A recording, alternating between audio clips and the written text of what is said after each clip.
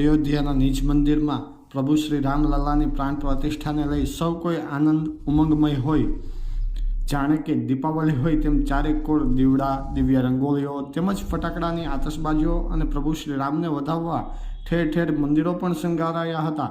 હરેક મંદિરમાં મહાઆરતી, પ્રસાદ સહિતના કાર્યક્રમો રખાયા હતા.